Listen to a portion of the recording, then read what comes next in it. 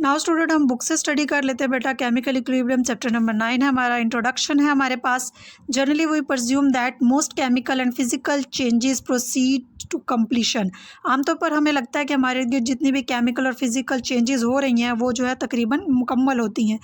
Complete reaction is the one. Complete reaction वो होता है इन विच जिसमें all reactants have been converted into products, जिसमें तमाम के तमाम रिएक्टेंट्स कन्वर्ट होकर क्या बना लें, प्रोडक्ट्स बना लें। ठीक है, तो ये वाली जो लाइन है यहाँ से लेकर यहाँ तक, ठीक है, कंप्लीट से लेकर प्रोडक्ट तक, इसके ऊपर क्वेश्चन लिख लें what are complete reactions. However, लेकिन most chemical reactions do not go to completion because products react themselves to form the reactants। लेकिन बहुत सारे केमिकल रिएक्शंस जो है वो कंप्लीट नहीं होते क्योंकि उनमें प्रोडक्ट्स रिएक्ट करके आपस में क्या बना देते हैं, दोबारा से रिएक्टेंट्स बना देते हैं। एज अ रिजल्ट जिसके नतीजे में क्या होता है, आफ्टर सम टाइम, कुछ देर के बाद, no further changes takes place, मजीद उसमें कोई तब्दीली नहीं होती। Quantities of reactants and products remain unchanged. जो अमाउंट होती है प्रोडक्ट की और रिएक्टेंट की वो चेंज नहीं होती। एंड इट सीम्स, और ऐसा नज़र आता है बज़ाहिर का रिएक्शन हैज़ स्टॉप, कि रिएक्शन रुक गया है। इनफैक्ट दर हकीकत these reactions do not stop, ये रिएक्शन रुकते नहीं हैं। Rather there takes place on both directions at equal rate. इस किस्म के रिएक्शन दोनों डायरेक्शन में हो रहे होते हैं लेकिन एक इक्वल, बराबर के रेट पर, and attain the equilibrium state, और इस तरह से वो इक्विलिब्रियम स्टेट हासिल कर लेते हैं।